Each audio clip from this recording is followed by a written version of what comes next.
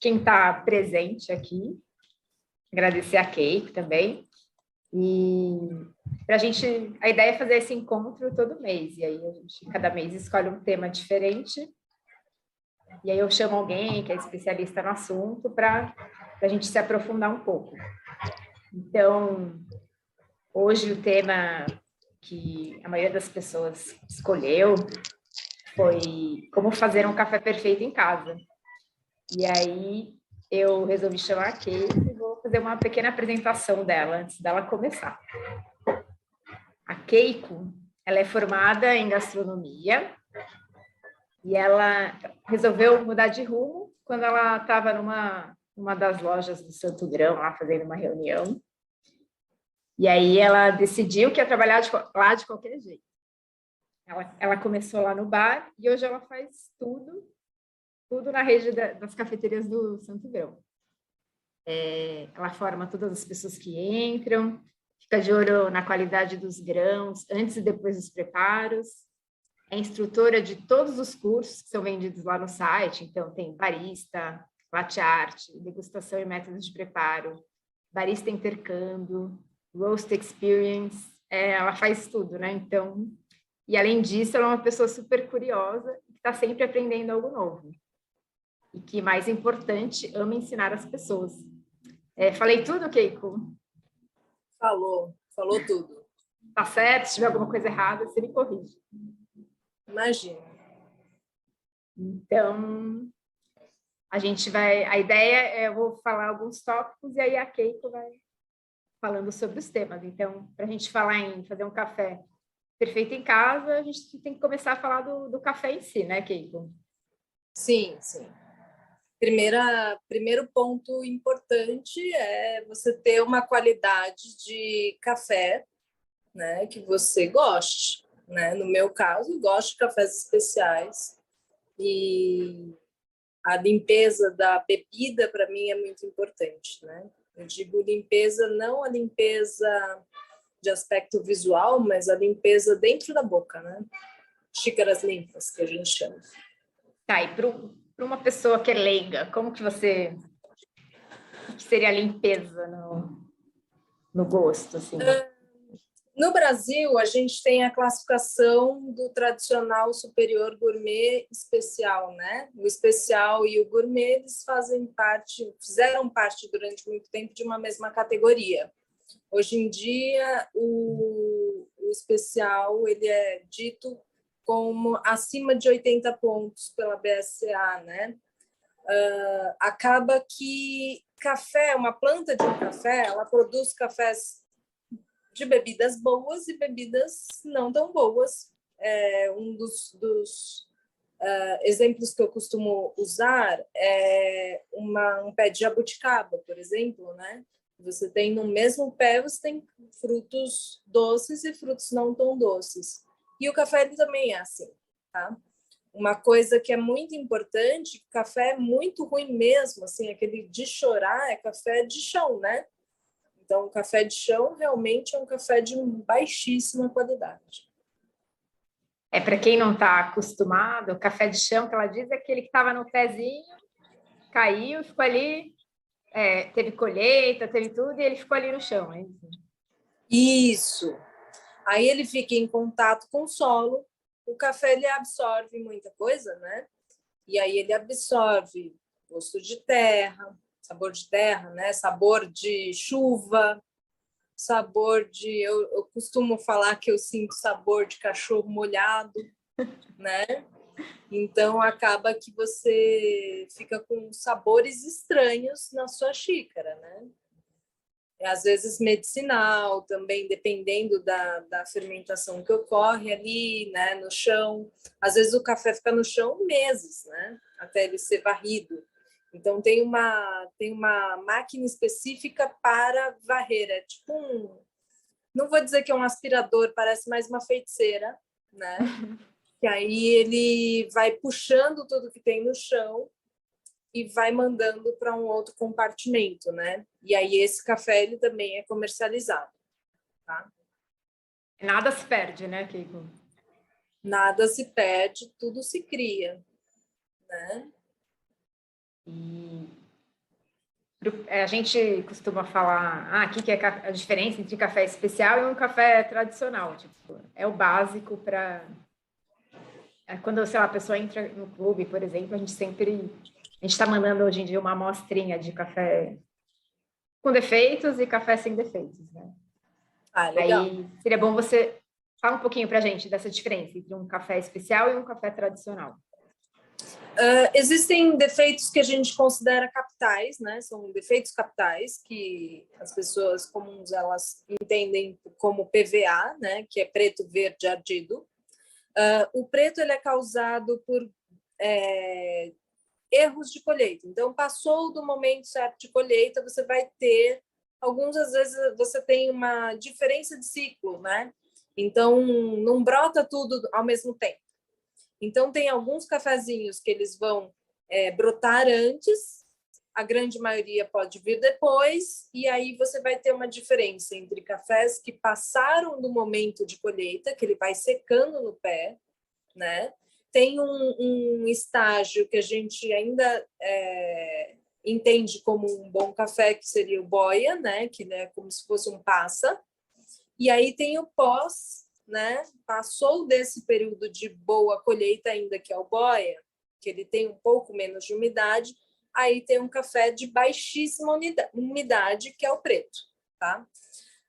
Caso você também tenha um café e você seque ele no secador mecânico ou no sol, com alta temperatura, você também pode produzir um café preto, tá? Então, ele pode se transformar ali, passar do período, do ponto ideal de secagem. Temos também o café verde, que é um café que não chegou no ponto ideal de maturação. O café verde cana, que é um que seca a bochecha, seca o céu da boca, esse também ele tira a pontuação de uma bebida especial. E tem o ardido, que ele vem por um erro de fermentação, ou o contato com o solo, ou uma falta de virar o café no terreiro, por exemplo, né? E você cria uma fermentação indesejada, descontrolada, e aí você cria bolores, e esse bolor, a semente aponta, né? E, assim, a gente tem um café tradicional, é aquele café que é o resto do resto, a gente pode falar, assim? É o escolha, né? Que é o resto, a parte baixa da mesa densimétrica, né? Eu posso postar mais tarde para vocês verem nos meus feeds, ou sei lá como chama aquilo, stories. Sim, depois a gente passa seu Instagram, todo mundo seguir. Para vocês verem em câmera lenta, né? Uma mesa densimétrica trabalhando, né? Então, as peneiras mais altas, elas têm, né, menos defeitos, e as peneiras mais baixas vão para baixo, né? Então, essa parte baixa da mesa densimétrica, ela vai para o café tradicional, também pode ir, e o varreção também pode ir, né? Isso é muito comum no meio. Um café também tradicional também pode ser composto por cafés perfeitos, né? Visualmente perfeitos, só que em bebida de pontuação baixa. Então, para ter pontuação baixa, ele não vai ter doçura, não vai ter acidez, né? E automaticamente não terá corpo também. Então, assim, sei lá, um café tradicional em grãos, ele já é um pouco mais selecionado, digamos. Ele assim, tem aspecto visual bacana e bebida ruim, né? Então, também, o tradicional, ele nem sempre ele é só composto. Porque, assim como o especial a gente tem de 80 para cima, né? O tradicional a gente também tem de 45 para cima até o fim da categoria, né? Então, se for um café de pontuação tradicional baixa, ele pode ter maior número de imperfeições. E se for um de pontuação mais alta, às vezes ele nem tem imperfeições, né? Tantas imperfeições visíveis. Ele pode ser uma safra de muitos anos atrás, que foi reaproveitada. Ele pode ser café, enfim, pode ser um café só que não deu bebida, né? Que a gente chama. E ele, tradicionalmente, ele é um café que é sempre igual, né? A bebida. A indústria mantém vai um padrão, ter, né? ele vai ter o amargor, que é o que eles vai ter os compostos clorogênicos que são o que vai causar isso, né? Agora, os outros compostos de coisas bacanas e gostosas, ele não vai ter. Certo, porque é isso aí, quando a gente entra nesse, né, quando a gente experimenta um café melhor, um café especial, aí que você começa a perceber que o café tem as notas e como se fosse um vinho mesmo, né? Sim, a gente chama de atributos, né? Então, a gente julga atributos na parte de classificação. Esses atributos, eles graduam quantidade de açúcares, quantidade de acidez, qualidade de corpo da bebida, né? Então, isso faz com que, obviamente, a gente tenha características que são mais agradáveis ao paladar, que não carregam tantos compostos clorogênicos, né? Que isso balanceia. Então, acaba que a gente gradua uniformidade, defeitos, né? Então, tem um baixíssimo nível de defeitos os cafés especiais. Até verdes, assim, Quakers, né, que a gente chama, ele também tem um nível baixo para poder não secar a bochecha. Se seca a bochecha, tem verde, aí você não tem um café especial. Você pode ter um gourmet, por exemplo. O que eu percebi quando eu comecei a consumir é que você conseguia tomar um café sem açúcar, né? Sim. E tradicional, assim, já era bem mais difícil. Agora, uma coisa que é muito importante, assim, que hoje em dia a gente tem tanto maquinário na parte de produção, que esses maquinários, eles separam por mesa densimétrica, que é por densidade, né? Vibração e densidade. A gente tem seletoras eletrônicas e a gente tem muita coisa que tira muitos residuais. Pode ir uma pedrinha? Pode ir uma pedrinha. Mas a indústria do café tradicional, ela não tem interesse de ter pedra no café, porque você pode prejudicar o moinho, né? Então, é muito importante que a gente entenda que uma árvore, ela pode produzir cafés de excelente qualidade e baixas qualidades, né? Certo, então para você ter um café bom em casa, a primeira coisa é escolher bem o café. Escolher bem o café. Para quem já está para quem já é assinante do grão, a gente já faz essa escolha. E aí, outro ponto que acho importante a gente falar é a torra, né? Porque a torra ela pode acabar com um café bom, né? E também tem essa diferença de quando a pessoa começa a tomar um café especial, ela fala, nossa, mas parece chafé, é muito claro, porque a gente está acostumado a ter aquele café bem preto, né? Tipo uma tinta preta, assim. O que eu percebo nos clientes comuns é que eles graduam como forte, né? Uhum. E aí, sempre quando eles falam forte, eu pergunto assim, mas forte em quê? Você gosta forte em corpo, forte em acidez, forte em doçura, forte em amargor, né? Uhum. Então, quando a gente gradua a torra, a gente desenvolve a torra, existem cafés que eles aguentam ou mostram características interessantes em torras diferentes, tá? Então, existem cafés que eles não vão ficar bacanas numa torra mais escurinha, porque ele não tem uma quantidade de açúcares interessantes para a gente trabalhar o corpo dessa bebida, tá? Já alguns cafés não ficam bem, como um café de torra clara, e aí por diante. O papel do mestre de torra, ele ajustar, ele achar a qualidade daquele café, né? E aquilo que ele quer mostrar de acordo com o perfil de torra. Então, você não compra um café que não é floral e torna ele floral torrando o café, né? O que você modula bastante é a percepção de doçura, de acidez, né? Então, quanto maior você carameliza por mais tempo os açúcares daquela semente, mais corpo aquela bebida vai ter. Se você é um pouco mais breve, você vai deixar mais perceptível a acidez daquele café, tá? Então, quando a gente faz o perfil de torra, a gente faz vários testes e bebe e fala, nossa, olha isso aqui, olha como que ele se mostrou nesse perfil, né? Como a gente faz nós duas juntas, quando a gente desenvolve algum perfil, né? Então, é muito provar café, né? Muito provar café para a gente entender aonde a gente pode chegar. Outra coisa importante em relação à torra é entender que cada café ele tem uma temperatura inicial para começar.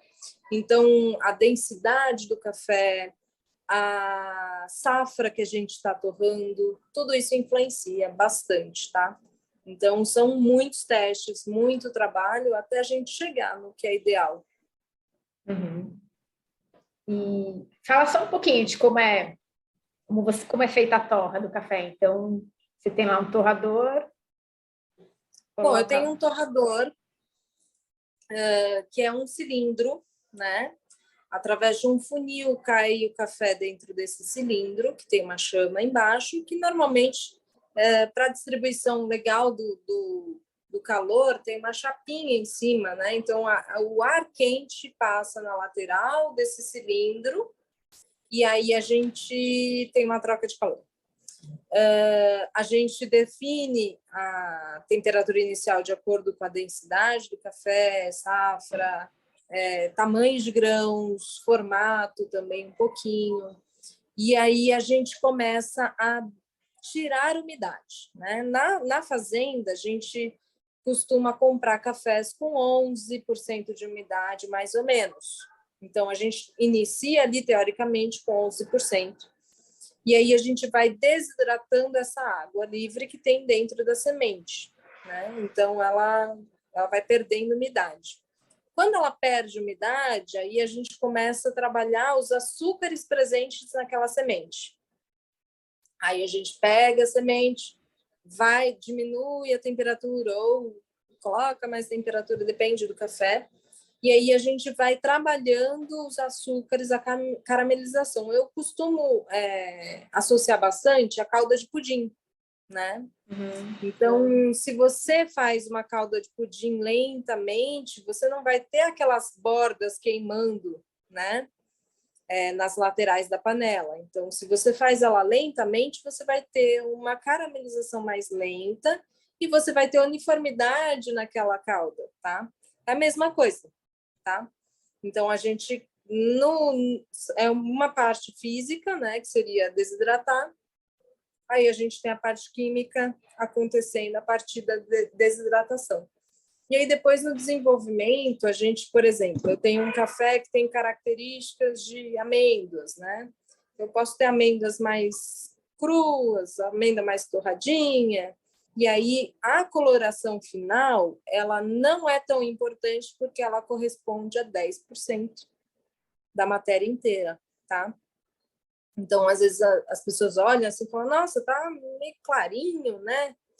Mas aí, por dentro, ele tá torrado do jeito que está fora, né? Outra coisa que pode acontecer, a pessoa fala, nossa, tá escuro, mas por dentro, né, ele tá mais claro. Então, sempre meçam o grau de torra depois de moído, tá? Então, os agtrons que a gente tem, que a gente usa ele com o café moído. Então, é importante a gente falar sobre isso. Tá? Então, no desenvolvimento, a gente trabalha um pouquinho a parte sensorial. Muito bem. E pensando em fazer um café tipo do Santo Grão na minha casa, que método de preparo que é bom eu ter em casa, assim, para eu conseguir pegar o mesmo café e ter experiências diferentes com ele? Eu sempre recomendo que você tenha um método que seja de filtro de papel, né, que é clássico, toda casa precisa, e um filtro de metal, né, acessível. Mais acessível seria a prensa francesa, tá? Normalmente, quando a gente lança um café novo, eu lanço treinamento para a equipe e aí eu faço esse mesmo café em vários métodos e falo assim, gente, vocês não sabem. Eu fiz esse café na prensa francesa que ele ficou maravilhoso, né? Testem aí receitas, né? Então, eu não passo receitas para minha equipe. Eu passo sugestão de métodos, né? E aí, o que eu imagino, né? Que com o conhecimento que eles adquirem, tanto nos cursos que a gente dá, quanto na operação, eles vão chegar num resultado parecido. E aí eles bebem comigo esse café nas receitas que eu desenvolvi, e de acordo com cada unidade e a disponibilidade de equipamento, aí eles vão desenvolver a receita usando aquilo que eles têm disponível, tá? Nem todas as nossas unidades têm uma torre de água, por exemplo, porque às vezes não tem sentido a gente ter um equipamento tão caro, sendo que a rotação do serviço não corresponde, tá? Então, a Kate está falando de uma torre de água quente, que seria o que uma chaleira faz. Que seria uma chaleira de 11 litros, né? Então, às vezes, a gente não precisa numa operação pequena, como a gente precisa no Oscar Freire. Então, a ideia é sempre você testar receitas e granulometrias e tentar extrair o melhor daquele café. E a embalagem também ajuda, porque normalmente a embalagem a gente faz uma descrição, né, principalmente de corpo, o ideal que eu cheguei ali, né, falar, nossa, eu tomei esse café nesse jeito aqui e ele apresenta essa bebida, e aí a pessoa vai em busca, né, e aí a gente fica passando nas unidades para ver se ela vai chegar. Entendi. Então é legal, assim, não tem uma coisa fixa, né? Isso que é legal do café. A pessoa, você pode fazer seus testes, né? Então, falam que para fazer prensa tem que ser a moagem grossa. Você pode fazer com a moagem fina também, né? E testar, e de repente você vai gostar mais, né? Se você perceber que não está descendo o êmbolo, aí você já sabe que você precisa um pouquinho mais grosso, né? Uhum. E aí você vai trabalhando o tempo de extração. O que eu acho legal da prensa francesa é você poder fazer uma receita, servir sem fazer muita turbulência, né? Em 3 minutos, aí depois espera mais um pouco, serve de 4 minutos, 5 minutos, 6 minutos. E aí você entende que aquela granulometria, ela corresponde melhor à bebida melhor, né? Num tempo X. Então, o tempo vai depender da granulometria que você usa, da quantidade de microns que o seu moedor cria, né? Então, existem moedores que eles não são tão bons.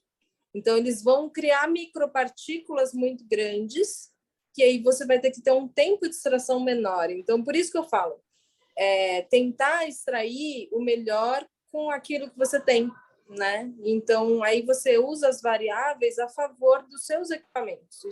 Isso é bacana. Legal. Então, assim, se a pessoa, né, você tem um filtro de papel, seja um Raro, um Melita, ou sei lá qual outro, e uma prensa, já te dá... Já são 2 bons já dá uma métodos, diferença absurda. Para você até comparar o mesmo café nos 2 métodos. E aí, quem é mais... Tem gente que é fã de expresso, já tem logo uma maquininha em casa também, né? Uma maquininha, uma arame, né? Para ficar pirando um pouco, né? E aí, você falou de moagem, acho que também é um item importante. É sempre melhor você comprar o café em grãos. Sim, durabilidade é maior, né? A embalagem também é importante, né? A gente escolhe a embalagem, a gente escolhe válvulas, né? Esses dias eu fiz um teste com 3 válvulas diferentes. Isso há 7 meses atrás eu fiz esse teste. E eu separei vários tipos de café, na verdade, todos moídos, né? Com a mesma embalagem, variando as válvulas, né? E aí a gente percebe que só a presença de uma válvula diferente, ela aumenta a durabilidade do café moído, tá? Então, a gente faz todo esse processo de qualidade, ele não engloba somente a matéria-prima, né? A matéria-prima precisa de um armazenamento ideal, né? Então, a gente cuida antes e vocês cuidam depois, né? Então, se o café está moído, se você não tem capital para investir em um moinho bacana, aí você tem que preservar ao máximo, guardando na embalagem de origem, né, mais ideal, e você também pode usar o auxílio de um outro recipiente para guardar dentro dessa embalagem, tá? Para você evitar qualquer tipo de contato. Uma outra opção para quem tem também vinho em casa, gosta de tomar vinho e tem Vacovan, também é guardar numa garrafa de vinho higienizada com Vacovan, também é interessante. E, bom, já que a gente está falando de armazenagem, que era um dos tópicos, muita gente pergunta, posso guardar na geladeira? Eu não recomendo. Né? Não recomendo. Por exemplo, eu sou vegetariana, né? Então, o que tem na minha geladeira? Brócolis, sei lá, acelga e cebola, né? São coisas assim que tem na minha geladeira. Então, o café ele vai absorver. E uma coisa que é muito importante, a geladeira é um local muito úmido. E a umidade, ela acelera o processo de oxidação do café, tá? A umidade, ela é mais agressiva do que qualquer outra coisa. Então, por isso que a gente não recomenda. Agora, caso você adorou aquela amostra que você ganhou, que é um pouquinho de gramas, congela, tá? Então, quando eu viajo para fora do país, eu trago um monte de pacotinho, é que eu sou bitolada, né? Então, eu faço tudo vácuo e congelo tudo, tá? Então, se for guardar, congela. Para congelar, precisa tirar o vácuo, deixar no vácuo ou não? Eu gosto de tirar o vácuo para poder...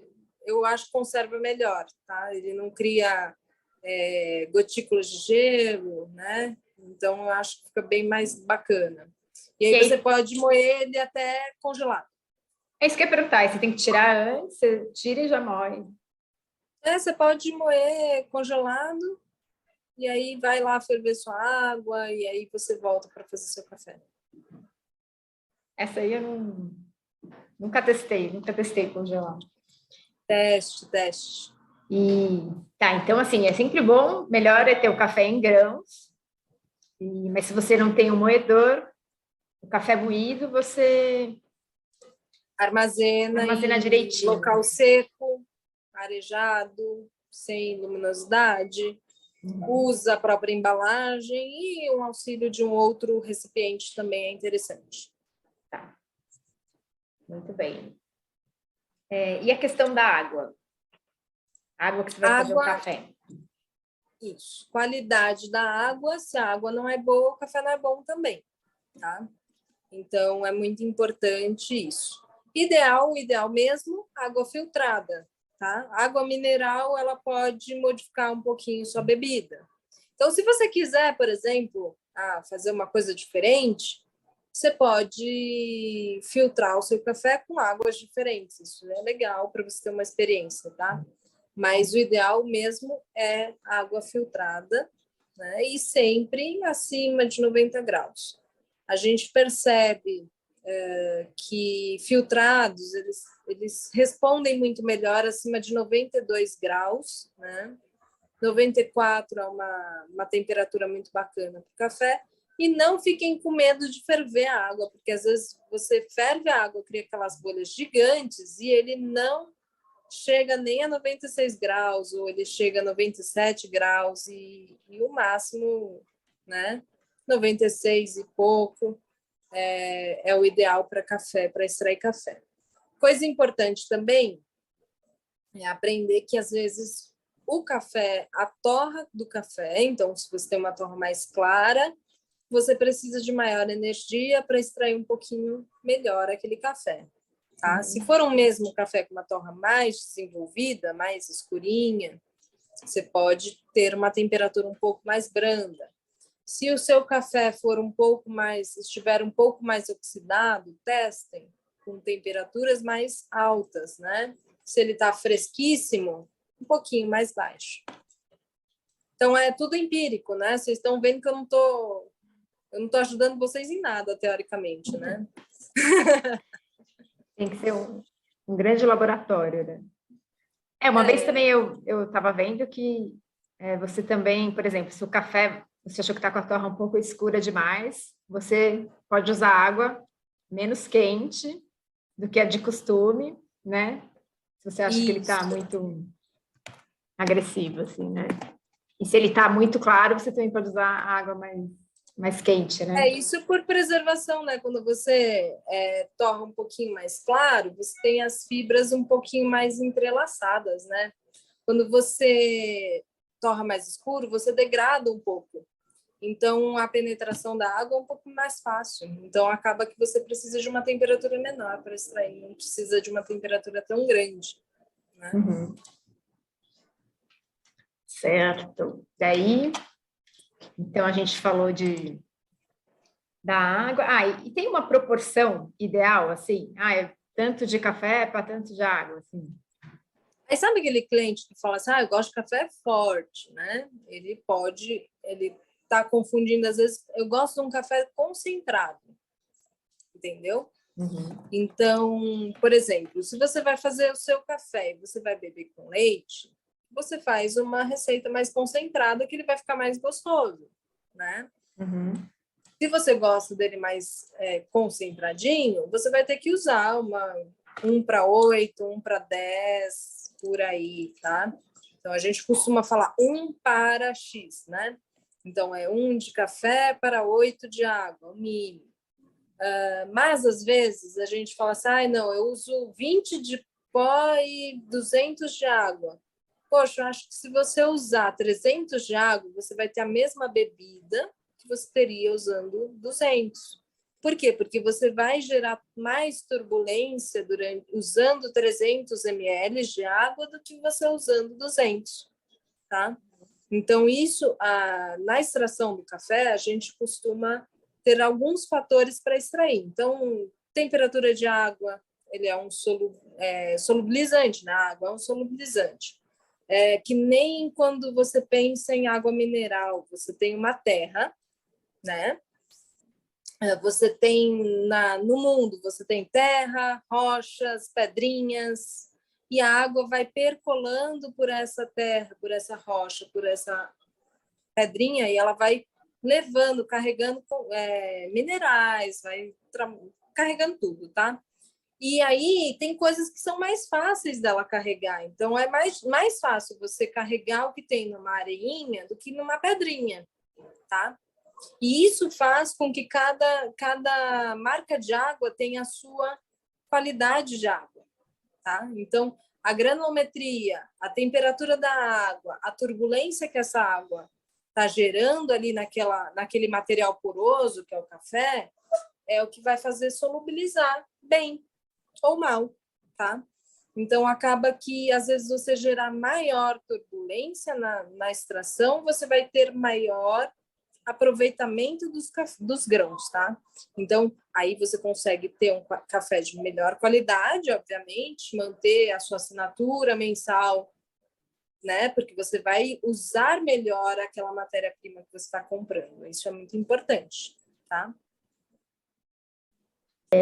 Aí eu estava falando, aí tem assim armazenamento que você falou, então se a embalagem tem válvula, uma válvula boa, como é que eu vou saber se a válvula é boa?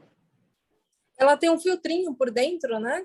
Se Uhum. vocês peguem depois do pacote que vocês recebem, tem uma quebradinha aí, tem um filtrinho por dentro. Então, essa válvula, ela serve muito para não entrar oxigênio e sair o CO2, né?